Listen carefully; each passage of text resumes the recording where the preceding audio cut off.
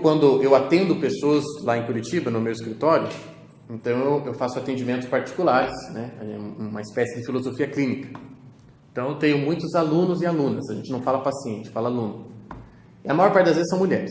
Então eu atendo mulheres de todas as idades, né? Menos adolescentes, apenas mulheres adultas já. E geralmente as mulheres que aparecem lá têm entre 40 e 50 e poucos anos. E isso é uma coisa interessante, por quê?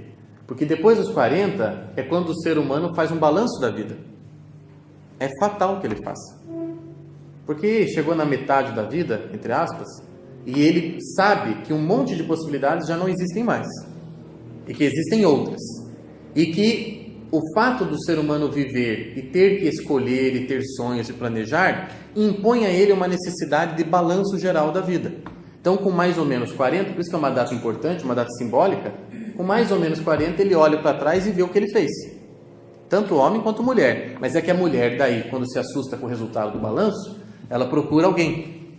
Ela procura o padre, ela procura o terapeuta, ela procura amigas, ela procura ajuda. E o homem guarda.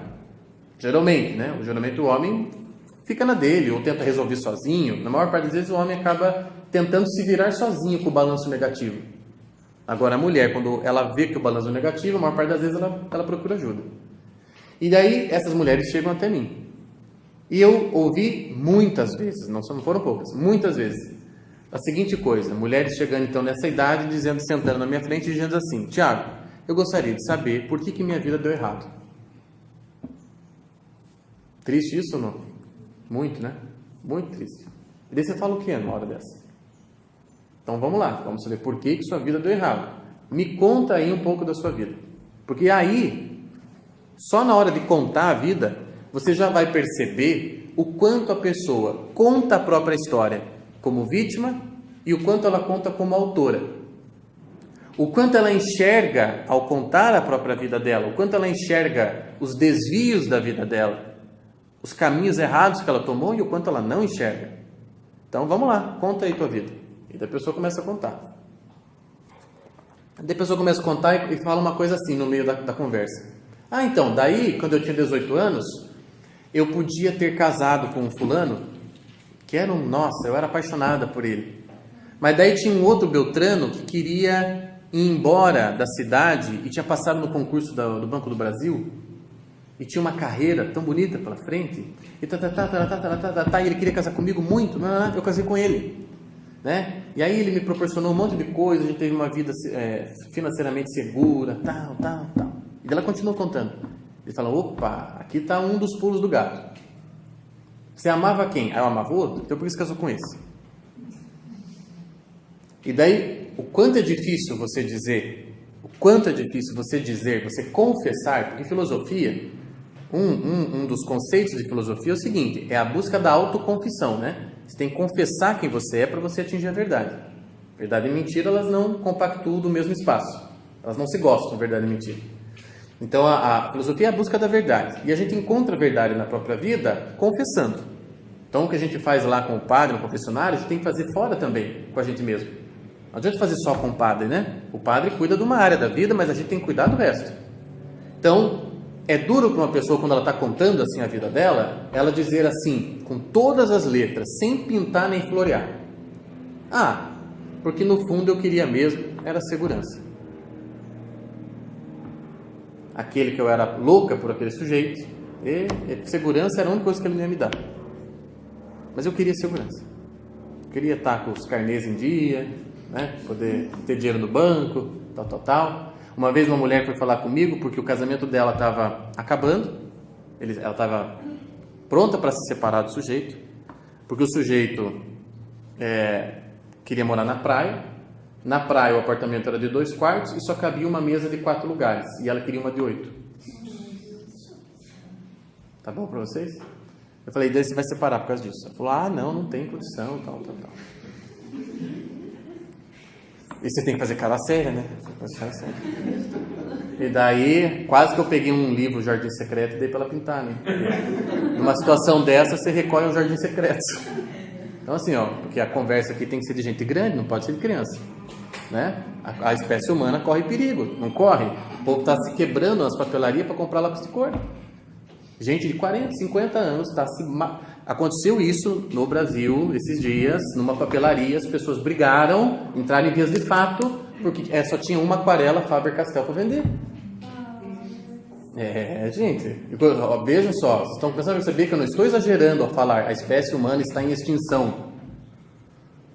Aí escuto de uma aluna minha, mas Tiago, é tão desestressante ficar pintando. Aí eu olhei para ela e falei, você sabia que alimentar uma criança numa creche também desestressa?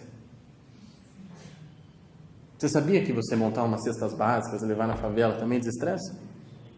Pega uma cor e fica, opa, uma maravilha, vai lá. Então, não tem desculpa. Na verdade é que a gente suaviza. Sabe por que a gente suaviza? Porque a gente precisa aguentar com a gente mesmo. A gente precisa dormir à noite. É por isso que a gente suaviza. A gente não conta as coisas exatamente como elas se passaram dentro de nós. Porque se a gente contar exatamente como elas se passam, vai ser muito feio para nós. Muito feio. E daí a gente não aguenta. Então a gente tem que se pintar de bonito.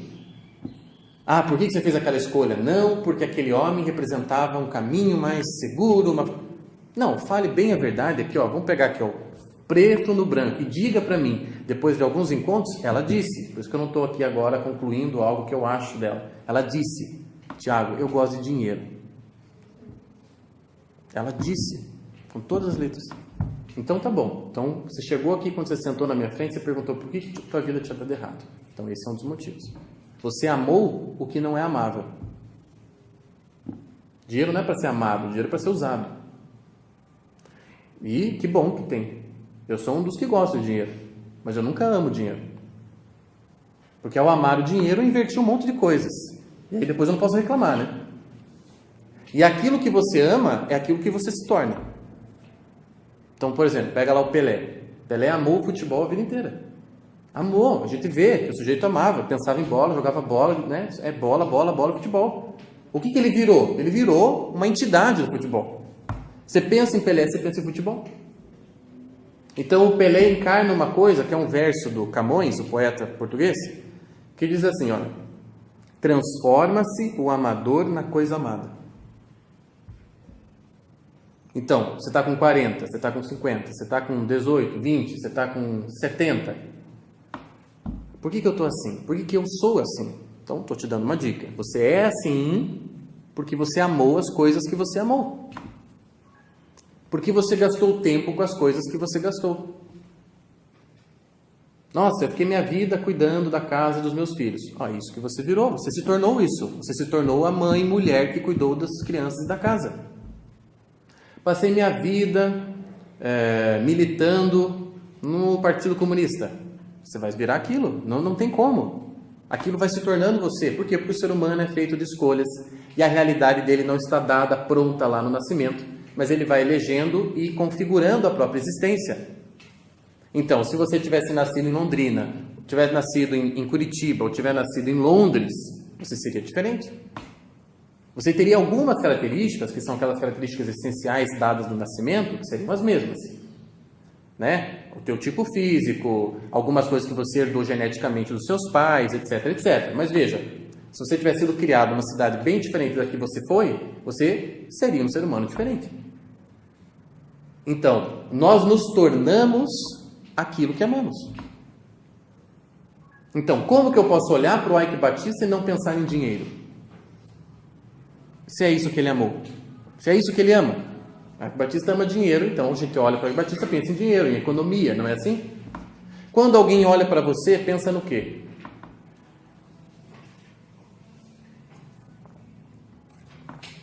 No que a pessoa pensa quando ela te olha? Quando ela olha para você, ela pensa, nossa, como vale a pena viver mesmo? Olha só essa pessoa. Olha essa pessoa, puxa. Que mulher, hein? É isso que a pessoa pensa quando ela te vê? Ou que homem.